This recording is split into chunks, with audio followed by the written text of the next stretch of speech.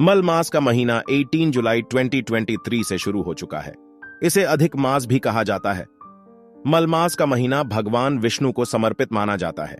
मल मास का यह महीना 18 जुलाई 2023 से शुरू होकर 16 अगस्त 2023 तक रहेगा। वैसे तो इस दौरान भगवान विष्णु योग निद्रा में रहते हैं, लेकिन फिर भी उनकी कृपा भक्तों पर बनी रहती है। मल मास के दौरान भगवान विष्णु की पूजा अर्चना और कुछ खास उपाय करने से सभी पाप नष्ट हो जाते हैं और धन धान्य की कमी भी पूरी होती है। कल्प वृक्ष के समान भक्तजनों के मनोरथ को पूर्ण करने वाले वृंदावन की शोभा के अधिपति अलौकिक कार्यों द्वारा समस्त लोक को चकित करने वाले वृंदावन बिहारी पुरुषोत्तम भगवान को नमस्कार करता हूं। नारायण, नर, नरोत्तम तथा देवी सरस्वती और श्री व्यास जी को नमस्कार कर जय की इच्छा करता हूं। आओ सभी मिलके जयकारा लगाए हर हर महादेव ओम नमः शिवाय यज्ञ करने की इच्छा से परम पवित्र नैमिषारण्य में बहुत से मुनि आए, जैसे असित, देवल, पैल, सुमंतु, पिप्पलायन, सुमति, कश्यप, जाबाली, भृगु, अंगिरा, वामदेव, सुतीक्ष्ण, शरभंग, पर्वत, आपस्तंभ, मांडव्य, अगस्त्य, कात्यायन, रथितर, रभु, कपिल, रैभ्य, गौतम, मुद्गल, कौशिक, गालव, क्रतु, अत्रि, बभ्रु, त्रित, शक्ति, बधु, बौद्धायन, वसु, कौंडिन्य, पृथु, हारीत, ध्रुम, शंकु, संकृति, शनि, विभांडक, पंख, गर्ग, काणाद, जमदग्नि, भरद्वाज, धूप, मौन, भार्गव, कर्कश, शौनक तथा महातपस्वी शतानंद, विशाल, वृद्ध विष्णु, जर्जर, जय, जंगम, पार, पाशधर, पूर, महाकाय, जयमिनी, महाग्रीव, महाबाहु, महोदर, महाबल, उद्दालक, महासेन, आर्त, आमल कप्रिय, ऊर्ध्वबाहु, ऊर्ध्वपाद, एकपाद, दुर्धर, उग्रशील, जलाशी, पिंगल, अत्रि, रभु, शांडीर, करुण, काल, कैवल्य, कलाधार, श्वेतबाहु, रोमपाद, कद्रु, कालाग्निरुद्रग, श्वेताश्वर, आद्य, शरभंग, पृथुश्रवस आदि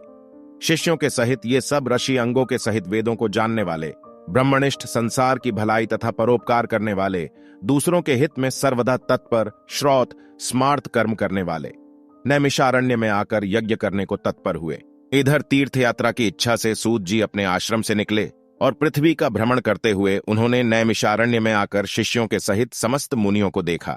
संसार समुद्र से पार करने वाले उन ऋषियों को नमस्कार करने के लिए पहले से जहां वे इकट्ठे थे वहीं प्रसन्न चित्त सूत जी भी जा पहुंचे।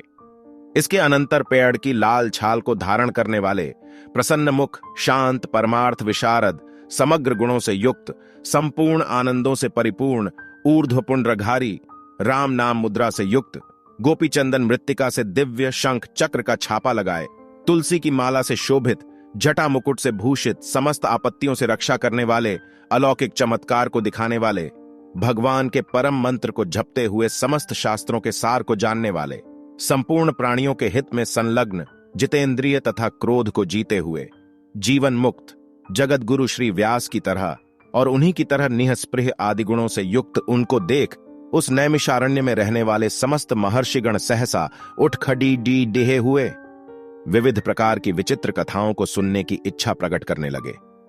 तब नम्र स्वभाव सूत जी प्रसन्न होकर सब ऋषियों को हाथ जोड़कर बारंबार दंडवत प्रणाम करने लगे। ऋषि लोग बोले, हे सूत जी, आप चिरंजीवी तथा भगवत भक्त हो वो, हम लोगों ने आपके योग्य सुंदर आसन लगाया है। हे महाभाग, आप थके हैं, यहां बैठ जाइए। ऐसा सब ब्राह्मणों ने कहा। इस प्रकार बैठने के लिए कहकर जब सब तपस्वी और समस्त जनता बैठ गई, तब विनय पूर्वक तपोवृद्ध समस्त मुनियों से बैठने की अनुमति लेकर प्रसन्न होकर आसन पर सूत जी बैठ गए। तदनंतर सूत को सुखपूर्वक बैठे हुए और श्रम रहित देखकर पुण्य कथाओं को सुनने की इच्छा वाले समस्त ऋषि यह बोले, हे सूत जी, हे महाभाग, आप भाग्यवान हैं। भगवान व्यास के वचनों के हार्दिक अभिप्राय को गुरु की कृपा से आप जानते हैं। क्या आप सुखी तो हैं? आज बहुत दिनों के बाद कैसे इस वन में पधारे?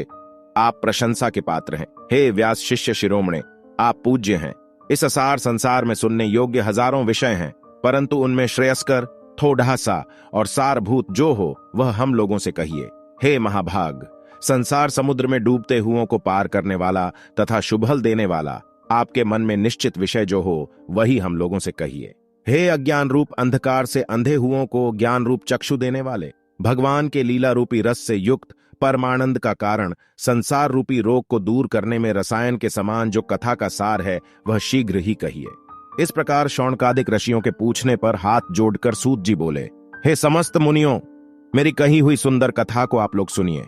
हे विप्रो, पहले मैं पुष्कर तीर्थ को गया।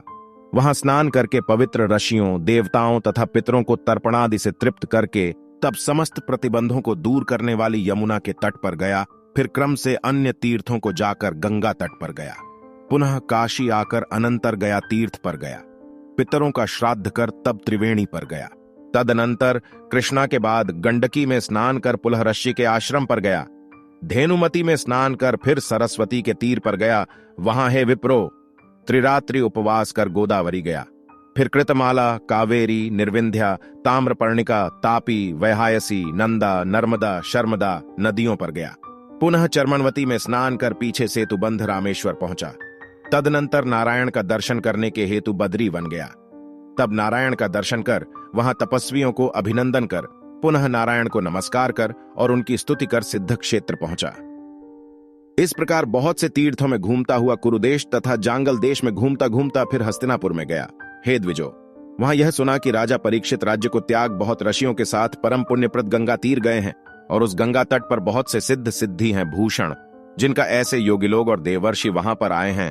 उसमें कोई निराहार, कोई वायु भक्षण कर, कोई जल पीकर, कोई पत्ते खाकर, कोई श्वास ही को आहार कर, कोई फलाहार कर और कोई फेन का आहार कर रहते हैं।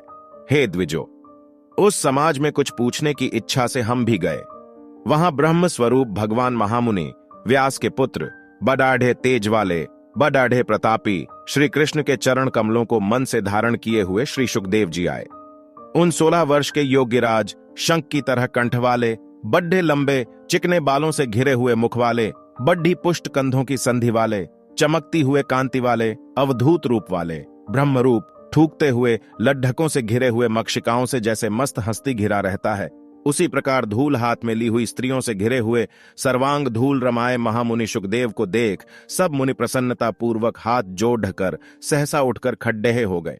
इस प्रकार महामुनियों द्वारा सत्कृत भगवान शुक को देखकर पश्चाताप करती, पछताती हुई स्त्रियां और साथ के बालक जो उनको चिढ़ा रहे थे, दूर ही खड़े रह गए और भगवान शुक को प्रणाम करके अपने अपने घरों की ओर चले गए। इधर मुनि लोगों ने सुखदेव के लिए बड़ा ऊंचा और उत्तम आसन बिछाया।